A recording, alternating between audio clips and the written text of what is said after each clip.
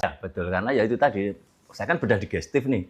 Jadi dari mulut, usus, sampai knalpot itu tadi yang jenengan sebut dia terlambat alias silage. Jadi kalau kita makan kolesterol tinggi, itu nanti akan terbentuk jadi batu empedu. Dan kolesterol itu bukan hanya dari goreng-gorengan, dari minyak. Kalau kita makan makanan manis yang sering aja, nanti akhirnya dibentuk jadi kolesterol juga. Kalorinya akhirnya nanti dirubah jadi kolesterol juga di liver. Kalau paling banyak rata-rata memang semua penyakit adalah penyebabnya makanan. Akhirnya junk food itu membuat kotoran atau dia rendah serat, sehingga kotoran banyak menempel di usus.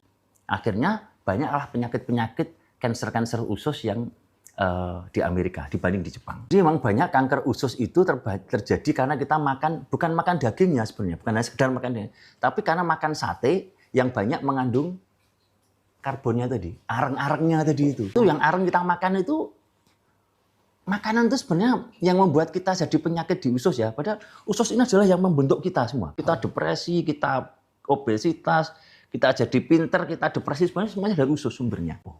Karena semua makanan itu ternyata dari saya yang film edukasi yang tak baca tentang usus itu yang paling bagus makanan adalah yang bervariasi.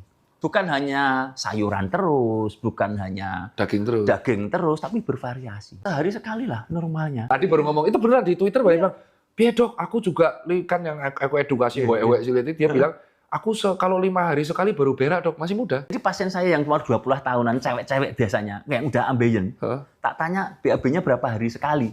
Jadi dia bilang 3 hari, 5 hari. Dia harus ngeden, akhirnya lama-lama itu. Jadi yang bagus adalah kita rutin tiap hari. Yang mempengaruhi kita semua ini sebenarnya usus. You are what you eat, makanya tergantung kita makan. Kita sering makan sesuatu yang nggak bagus, jadi akhirnya perangnya kita juga nggak bagus. Tadi banyak edukasi bahwa makanan yang terbaik adalah makanan yang bervariasi.